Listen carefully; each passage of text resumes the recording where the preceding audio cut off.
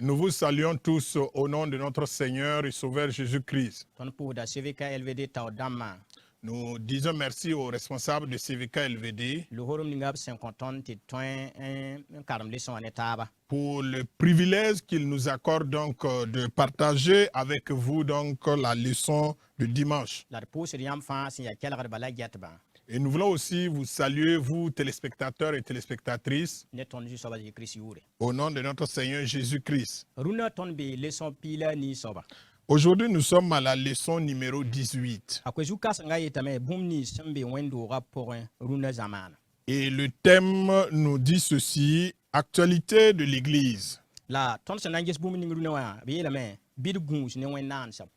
Et le point que nous allons aborder dit ceci, attention à l'idolâtrie. Le verset à retenir se trouve dans Exode 20, verset 3. Voici ce qui est dit, tu n'auras pas d'autre Dieu devant ma face. Nous ne devons pas chercher d'autres dieux, c'est le Dieu créateur des cieux et de la terre que nous devons rechercher. Et la lecture biblique ou le texte de base se trouve donc dans Romains chapitre 1, verset 18 à 32. Et la leçon comporte 3 points dans son plan. Premier point, qu'est-ce que l'idolâtrie? Deuxièmement, les formes d'idolâtrie.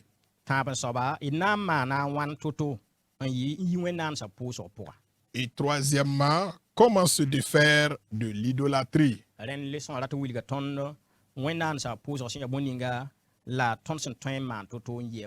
Alors donc la leçon voudrait donc nous présenter qu'est-ce que la Bible appelle idolâtrie et comment se défaire donc de l'idolâtrie.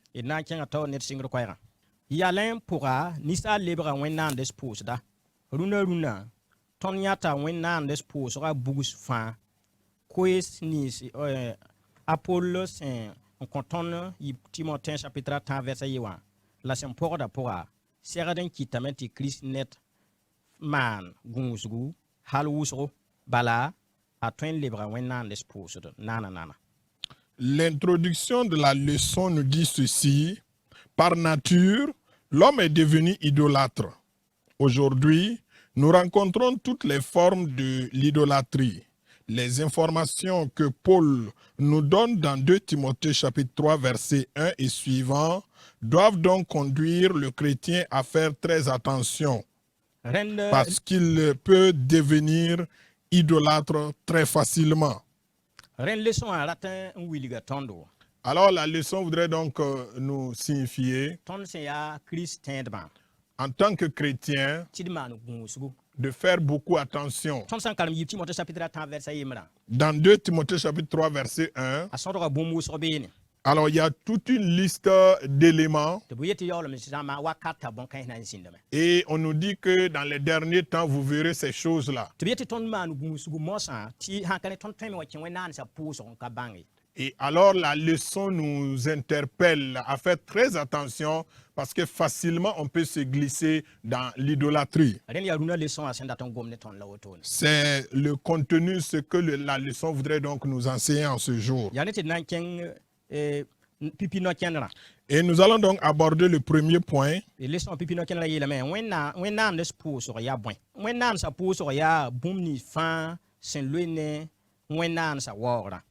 Wenam sebra yita ton vendra ti bon nansa ti sen pisi sen mama se de nisala runga wala bumba ato ton sen word ya wenansi la tum kanga ya wenan desposo yikri chapitre pisi nasa la pisi la taba ne ton nasan pila nutita pista la yemra ka palra kingda tawri en passe en yeten ti bumnis fans en dire wenam zinga nisal sura pour ya wenamra ligda nonglema bon jouet ça bon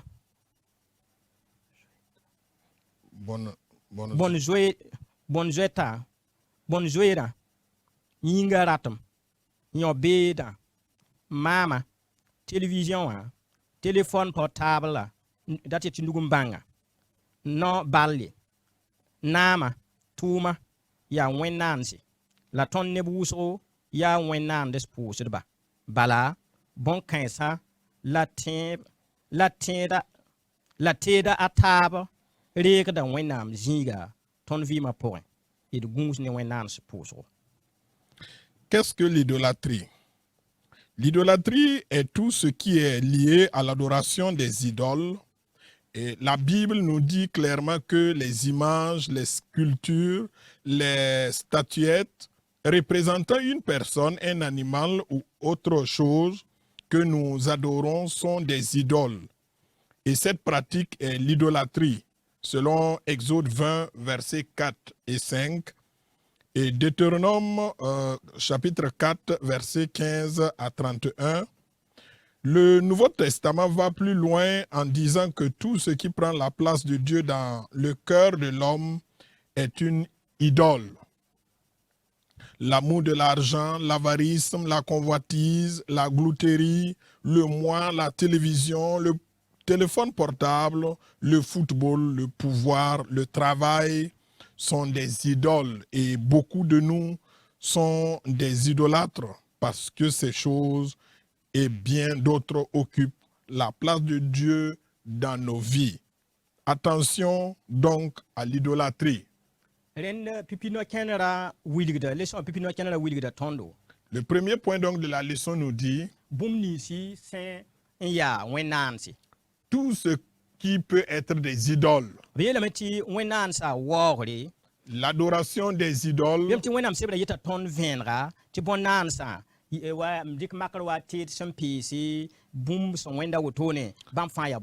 des images taillées et bien d'autres sont donc considérées comme des idoles. Si nous lisons dans Exode chapitre 20, verset 4 et le chapitre 23, et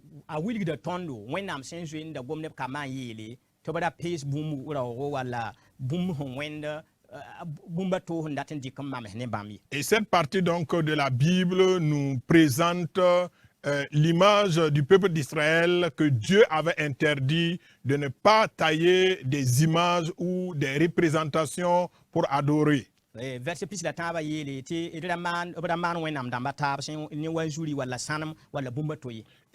23 nous dit de ne pas avoir d'autres dieux en fabriquant à travers de l'argent ou de l'or pour adorer.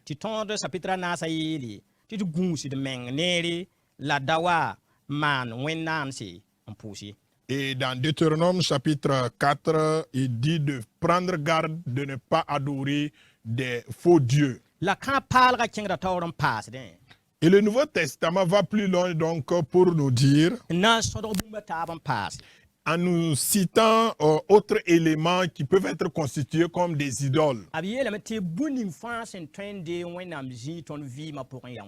Tout ce qui peut prendre la place de Dieu dans notre vie est considéré comme une idole. Tout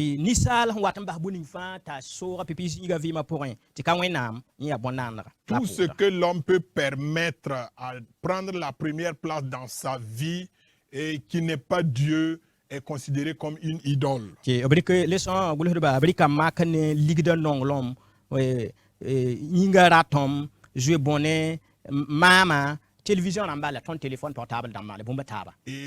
de la leçon a tenté donc de donner une petite liste, à savoir l'amour de l'argent, l'avarice, la convoitise, la glouterie, le moi, la télévision, le téléphone portable, le football, etc.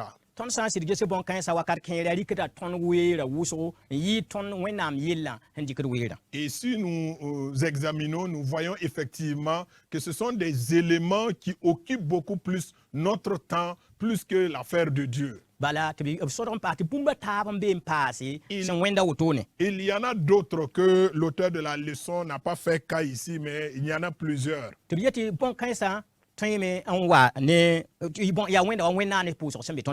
Et toutes ces choses sont considérées donc comme des idoles et nous devenons des idolâtres. tɩ b yetɩ tõnd gũus ne bõn-kãense Et on nous invite à faire beaucoup attention. d na n kẽnga zãmsgã no-kẽndrã yiibã soaba Le deuxième point de la leçon, lesõ wã no-kẽndrã yiib soaba yeelame wẽnnaand pʋʋsgo bugsa les formes d'idolâtrie. kirist neb n bee n nong tʋʋmã n yɩɩd bũmb fãa woto kɩtame tɩ b rɩk weerã zãnga n kõ tʋʋmã n bas b pagã b kambã wẽnd-doogã wẽnd-doogẽ wã waoongo la baa wẽnnaam sebrã karengo neb kẽer yaa ligdi la b nonga hal wʋsgo n pʋʋs n pʋgd raasã projet rãmbã n yɩɩd wẽnnaam bãmb tagsgã la pãnga fãa teesa bũmb ninsi sẽn na n kõ bãmb ligdã la ligdã n leb n paase neb kẽer tagsdame tɩ maneg wẽnd-doogã n zems wã zãmaan paalgã yaa rɩk dũniyã no-kẽndã wã b sẽn n zãmsd l'école bɛd la université bɛda rãmbã pʋsã n ning b no-kẽndr pʋga dẽ yĩnga a ka maan sɩd ne no-kẽndr kãensã a ka maan sɩd ne no-kẽnd kãensã n yɩɩd wẽnnaam goamã sɩda wakat kẽere yãmb sã n yõsg lɛɛd ninga sẽn yãk tɩ karengã satam wã nebã loogda me walla b yãgemne woto ka rat n yeele tɩ tõnd ka segd n tũ lɛɛrã sẽn yãka ye la yaa tɩ d maan gũusgo tɩ mansem a woto da lebg wẽnnaand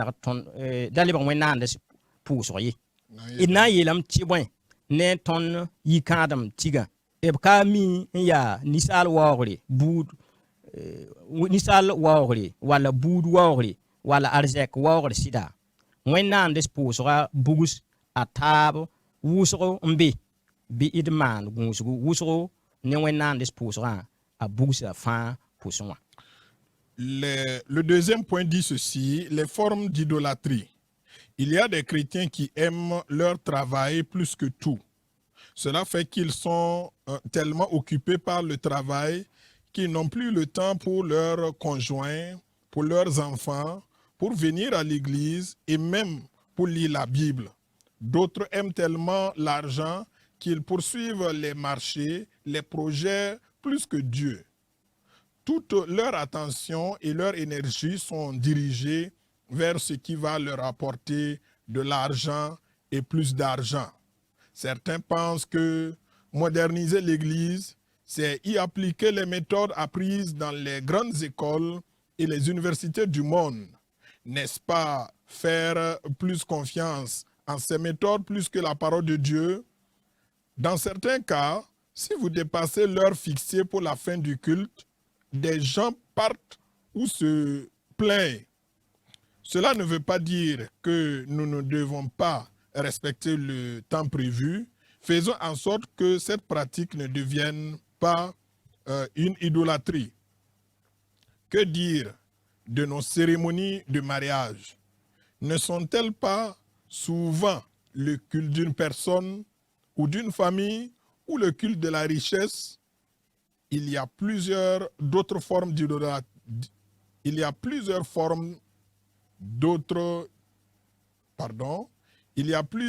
autres formes d'idolâtrie. Faisons très attention à l'idolâtrie sous toutes ses formes. Par wẽnnaam Gloire à Dieu. rẽnd le sõ n yeta tõnd tɩ neb kẽ rɩka b tʋʋma Alors, neb kẽ dɩka b tʋʋma tɩ yẽ soabã n loeb zugã n yɩɩd bũmba taabã fãa d'autres aiment tellement leur travail qu'ils sont préoccupés par le travail plus que tout. b ka le tar weer b zakã yĩnga pa le Non. tar weer wẽnnaam yĩnga pa le tar weer bũmba to Ils n'ont plus le temps pour leur famille, ils n'ont plus le temps pour l'œuvre de Dieu, ils n'ont plus le temps pour autre chose. tɩ kẽere rat n dɩɩk wẽnd-doogã n wẽnem na n tees wa bãmb sẽn data Et d'autres veulent donc prendre l'église et appliquer leur façon de faire. tɩ wakat kẽere b ye tɩ kaorengã lɛɛr sãn lo bilfu lebga yelle Et souvent, quand vous débordez un tout petit peu l'heure fixée pour la fin du culte, ça devient un problème. la b yeelame tɩ ka ye tɩ bõn-kãng me kɩ tɩ lɛɛrã loogdẽ tɩ tõnd miimba tɩ ya bõn tɩ d kẽngã taoore Et cela ne veut pas dire que nous devons aussi exagérer pour à tout moment et qu'à tout moment nous dépassons, nous débordons l'heure indiquée. La tõnd ka togd n bas tɩ lɛɛra yɩ wa tõnd zu-soaba n yɩɩd wẽnnaam ye. Mais le temps fixé ne devrait pas être une idolâtrie pour nous. D gũusi sõdg bũmb buta toa la b ka tõog n sõdg zãng ye bũmba taab n kɩtɩ la tõnd bũmb ning fãa tõe n dee tõnd vɩɩmã pʋgẽ pipi zĩiga d gũus t'a yaa bõn-naanega. Prenons garde et ne pas laisser, parce que tout ce qui peut prendre la place de Dieu dans notre cœur, dans notre vie, est considéré une idolâtrie. Bɩ d gũus ne wẽnnaam sã pʋʋsgo. Donc, prenons garde et faisons attention à l'adoration des idoles. Tɩ bũmba yɩ me da ree pipi zĩig tõnd vɩɩmã pʋgẽ tɩ sã n ka wẽnnaam ye. Que rien ne prenne la place de Dieu dans nos vies, sauf notre Dieu seulement. Tõnd zãms leçon wã no-kẽnd ra tãab soabã. Et le troisième point de la leçon, A gomda a yeelame d na n maana wãn to-to n yi wẽnnaam sã pʋʋsg pʋgẽ. comment se défaire de l'idolâtrie? B yeelame tɩ d nong wẽnnaam ned sũurã fãa n nong to wa f menga. Luk chapitre piig verset pis la yopoe. D kɩɩs sɩd zãnga ne wẽnnaam n vɩɩmd wa sẽn zems bãmb goama la ka sẽn zems tõnd raabã yaa ne woto bala la tõnd tõe n yi wẽnnaam sã pʋʋsg pʋgẽ. D tẽ tɩ wẽnnaam bee ne tõndo tɩ tõnd vɩɩmã yaa bãmb so la tɩ bãmb geta tõnd yelle. D vɩɩmd sɩda pʋga sẽn yaa wẽnnaam goama n wa wẽnnaam n sak bãmba goama zãnga tɩ ka bũmba to sẽn ka bãmb goama bala n ka bũmba to sã n ka bãmb goama bale yaa yi wẽnnaam sã pʋʋsg pʋga. Le troisième point nous dit comment se défaire de l'idolâtrie. Aimer Dieu de tout cœur, aimer son prochain comme soi-même, selon Luc 10, verset 27. Faire totalement confiance en Dieu pour vivre selon sa parole et non selon notre volonté. Voilà le seul moyen pour se défaire de l'idolâtrie. Croire que Dieu est avec nous, que notre vie lui appartient et qu'il prend bien soin de nous. Vivre dans la vérité qui est la parole de Dieu. Adorer Dieu en observant toute sa parole et rien que sa parole. C'est se défaire de l'idolâtrie. Si nous voulons donc nous défaire de l'idolâtrie, c'est d'abord aimer Dieu. Et aimer aussi notre prochain. Selon Luc 10, verset 27. Et avoir confiance en Dieu. Croire que nous pouvons obtenir tout ce que nous voulons auprès de Dieu. Et vivons conformément à la parole de Dieu. Si nous faisons cela, alors nous allons nous défaire de l'adoration des idoles. Parce que tout ce que nous voulons, nous allons nous diriger vers Dieu et nous allons demander son secours. Nous n'allons pas emprunter nos propres chemins, mais nous allons demander à ce que nous soyons dirigés par Dieu. Si Dieu prend le contrôle de notre vie et que nous mettons en pratique sa parole, et que rien d'autre que sa parole, c'est à cela que nous allons pouvoir nous défaire donc de l'idolâtrie. Que Dieu nous aide tous. Que chacun permette à la parole de Dieu de prendre la première place dans sa vie. Si nous sommes occupés par la parole de Dieu, nous allons donc nous défaire de l'idolâtrie. C'est la fin de la leçon. Et nous avons deux questions. La première question dit: